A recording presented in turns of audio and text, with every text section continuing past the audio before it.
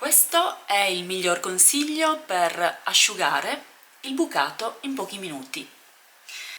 Quando il programma della lavatrice ha terminato il suo lavaggio, inseriamo dentro il cestello 1 o 2 asciugamani asciutti. Dipende dal carico del lavaggio. In questo caso è un mezzo carico, quindi basterà un asciugamano. Lo inserisco dentro, chiudo lo sportello e avvio il programma di centrifuga.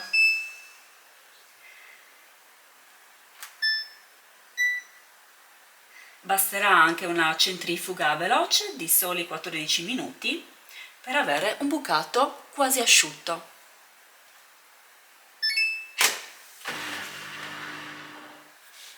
Bene, il programma è terminato, posso stendere il mio bucato, che sarà davvero appena umido e quindi si asciugherà molto velocemente.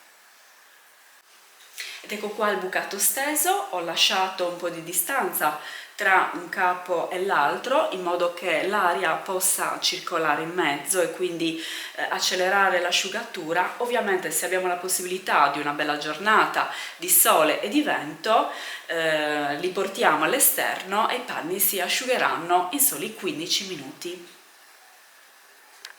Se invece il capo è stato lavato a mano e non volete fare la centrifuga in lavatrice, basta metterlo su un asciugamano pulito e arrotolarlo. Dopo ovviamente averlo strizzato bene.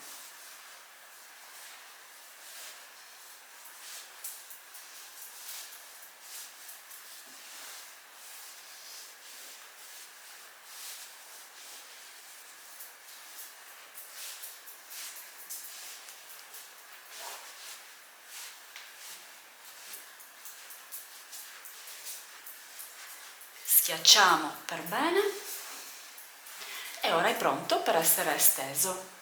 Si asciugherà molto più velocemente. Se in caso di emergenza abbiamo la necessità di dover indossare subito un capo, dopo averlo lavato in lavatrice o a mano e ben strizzato, come vi ho fatto vedere prima, lo stiriamo prima dal rovescio con una temperatura del ferro medio-bassa e senza il vapore.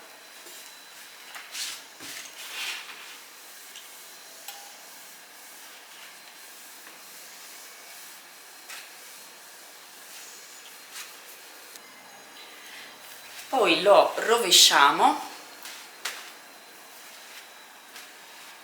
e lo stiriamo dal dritto.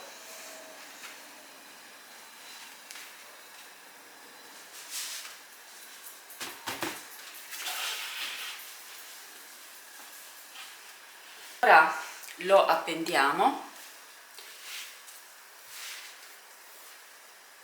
aspettiamo 10 minuti e lo ristiriamo un'altra volta e sarà perfettamente asciutto. Un altro metodo per asciugare in emergenza un capo che vogliamo indossare subito è quello di utilizzare un phon. Ricordiamoci però di utilizzarlo a una distanza non inferiore di mezzo metro.